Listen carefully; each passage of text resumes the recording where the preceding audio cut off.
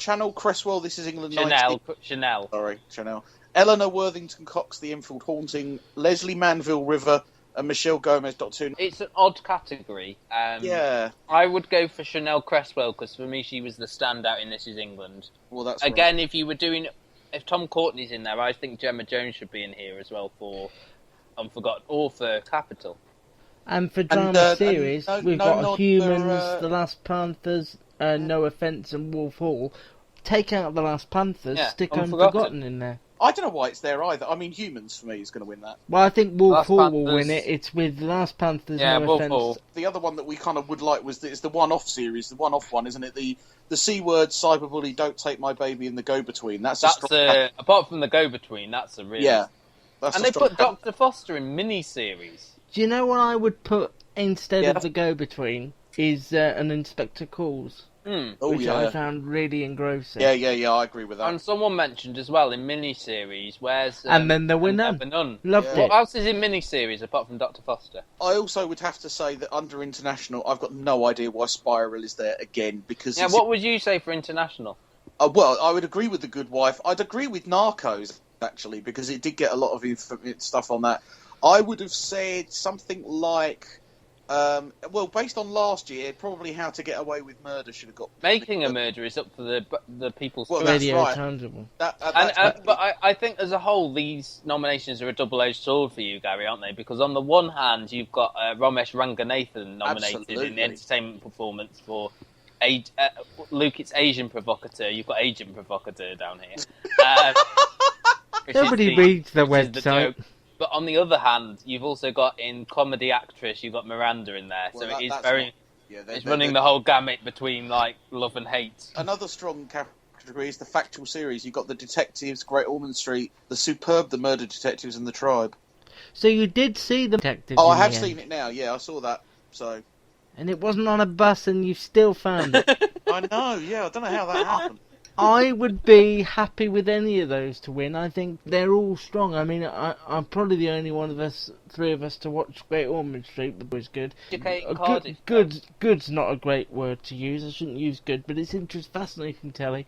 The Detectives and the Murder Detectives, I watched them both, enjoyed them both. Murder Detectives is definitely far superior.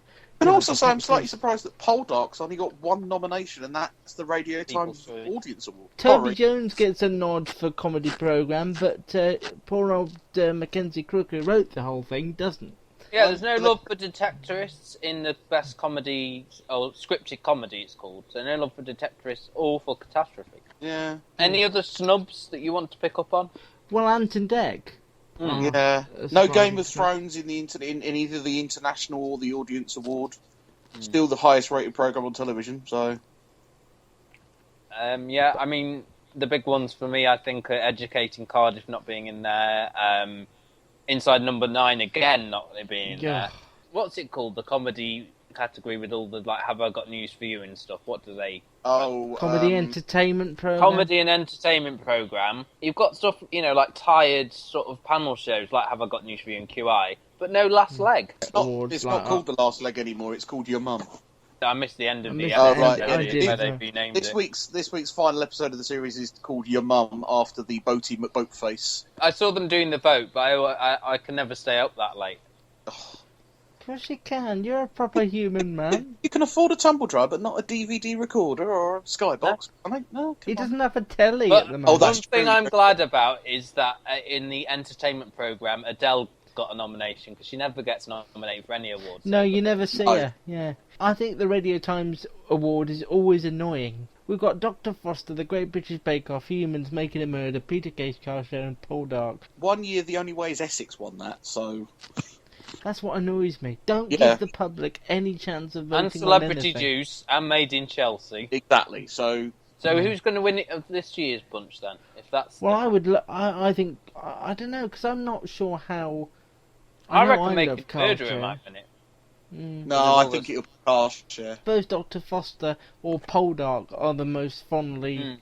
Yeah, I'm surprised that's the only thing Poldark's been nominated for. So, although the Bake Off. Yeah, it's won it a few times though. unfortunately, after the podcast was recorded last week, we learned that Gary Shandling passed away. Not after the podcast last week, not due to it. Well, no, didn't hear it and think, my God. It wasn't. We are not in any way connected with the passing of Gary Shandling, and I'd like to publicly state that. But if we you're don't a fan know of if you American heard television and comedy in particular, then you will have known both these TV shows. Firstly, the Gary Shandling Show, and secondly, the Larry Sanders Show, which spoofed kind of late-night American chat shows in a way that hasn't been done since. In fact, if you watch some American late-night TV shows, they seem to be doing a straight-edge version of it. He also was a very good stand-up comedian, had been in a few films. More realistically, more people had quoted him as like being their favourite comedian. Ricky Gervais did a programme where he met him. And that was weird. I couldn't... Did you ever see that? I did. Didn't he do several of those, Ricky Gervais? Yeah, he met Larry David. Larry David, Gary and he met Shandling, Gary Shandling and somebody else. And also, as a final note, I completely stole his theme tune for the Gary Shandling Show as the theme to my podcast and my Twitter handle, which is called... And his name you stole as well. Well, no, I had the name first. So... Not before him, he's older. No, but we spell it differently. I don't have two R's, I only have all one. He must be devastated to lose another Gary. Well, we're slowing down. Even one with two R's. Yeah. Doesn't know his R's from his elbow anyway. Gary Newman is hanging on by a thread, let's put it that way. I knew you were going to say that, but that was still funny. That's what annoys me.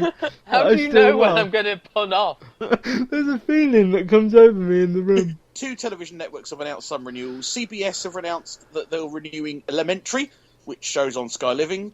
Two Broke Girls, comedy on E4. Blue Bloods on Sky Atlantic. Hawaii 5-0, Sky 1, Scorpion, ITV2, Madam Secretary, Sky Living, NCIS LA, Sky 1, NCS New Orleans 5, and Mom on ITV2. There's been no confirmation of shows like Limitless I read about this. Didn't they say they haven't... They say they haven't made on their new shows yet, like Supergirl with another one. Yeah, exactly. They're taking their time, but...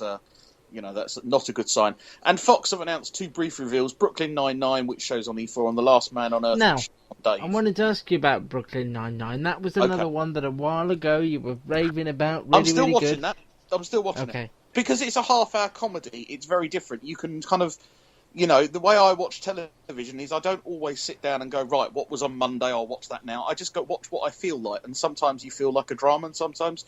you feel like a comedy. Where does it stack up? Because it's got Parks and Rec. It's got Parks and Rec alumni in there, which is a show we both love. Not as good as Parks and Rec. Is it going in that direction at all? No, I think it's going a little downhill at this third series because they've done the inevitable. The lead characters are now in a relationship thing, but it's still watchable. I would not say that it's as good as the first series. I think the first series was pretty good. Because you have a wonderful theme on this podcast where at the end, if you're new, we pick our picks of the week, and a while ago Gary picked Bosch, which is exclusive to Amazon Prime. It's true. I haven't watched it yet. What about the third series or the second series of Daredevil? No, not yet. See... You love the first Daredevil. But they're not going anywhere. They're on there. They're not going anywhere. Okay. I'll do them eventually. Don't worry. Not going anywhere, Luke. Yeah. But what I mean is, when I love something like you love Daredevil and Bosch, I'd be Bosching Bosch and watching Daredevil. I got like a job and stuff. The thing is, I think, as you said on this very podcast a few weeks ago, there's a lot of quality drama on TV, on like proper TV. So on proper telly. So you don't get as much... I don't get as much... He's watched 2 episodes of 13 this week. I know, I haven't seen 5, so he's already ahead of me. Oh, Luke! Double standards. Line of Duty was back last Thursday. Let's start with it. I watched it, I know Luke watched it, and Gary has appeared to have watched it as well. Gary has very much. That's everybody covered. I watched it. I left it until Bank Holiday Monday though. Okay. Because I was helping my parents move in. How did that go? By the way, it went very well. On Monday I was banging fence panels back in after they'd been blown off on Sunday night during Hurricane or Storm Katie. Any news on Mrs. McNamara? No Mrs. McNamara news. She was away over Easter. I don't know if she's back. There's no moving date given out yet. Okay. Okay. So, Line of Duty. Line of Duty. Now, I'm going to try and do this, as you say, I do the setups, but it's I think it's about almost 2 weeks since I saw the first episode now. Is it? Well, it's whenever we got a preview copy of it, because I watched it almost instantly. Do you want me to try and do it? Okay. No, this will be good. Let Gary do the setup. This will be good. Okay, so basically, you get a very quick intro to... Oh, you're not going to go through the entire show? Don't do the whole episode, are you? You go straight into a scene where this armed response unit come to a decision, and they're chasing a criminal through back streets of... is it London or is it set in Manchester? I can never remember. I don't think they ever say. I don't think they ever say, do they? But I think it's somewhere in the Midlands. Yeah, I get the impression it's in the Midlands. They film it in Belfast. Anything with Danny Mays, you think it's yeah. straight away, don't you? And it's these 4 people, and they're led by the actor Daniel Mays. And basically, he gets ahead of the other 3 and captures and corners the victim or the person that they're trying to catch, and instead of allowing him to be arrested, shoots him. And then makes the other 3 complicit in the cover-up of the fact that he kicked him. So they kick the gun away, or they kick the gun back into his hands, and they all fire shots to make it seem as if they've discharged their guns, apart from 1. And basically, that's the reason that we have AC-12 investigating, because there's some suspicious incidents regarding, how the shooting took place and, the order of things. I do like the way they sort of popped up again, where it was just like, is this one for us? Yeah. And I like the way in which they slowly kind of revealed each person. So it's a 4-person team now. So you first of all had the short guy who was very prominent, who joined them in season 1. Then you had the captain.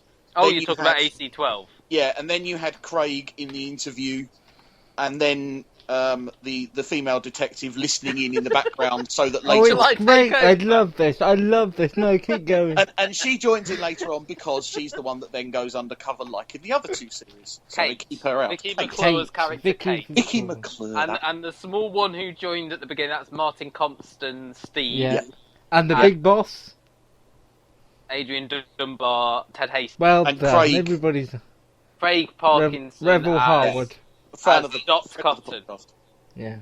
Now, I suppose the difference between this series and the other series is there is no explanation of what AC-12 do.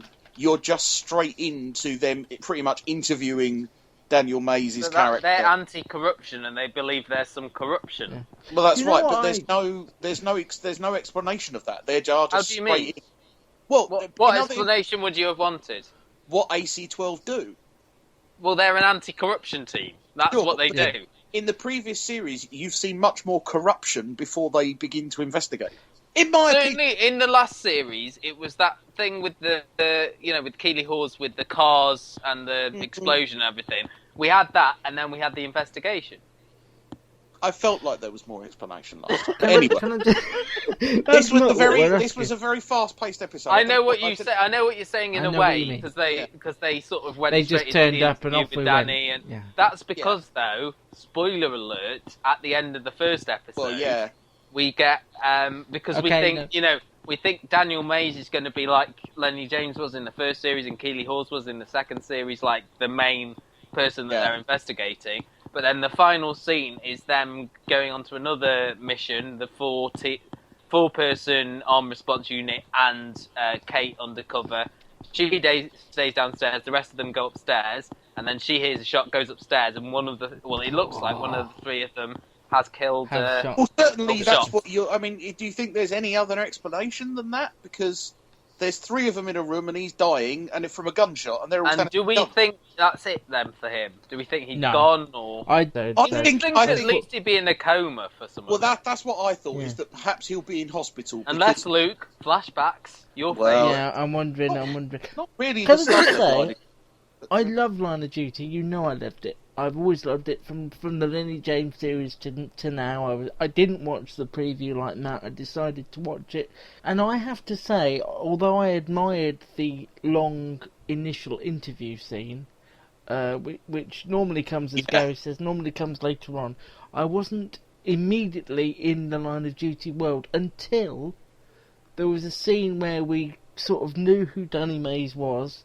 and what sort of character he was, and then he meets a girl in a bar. Yeah, and just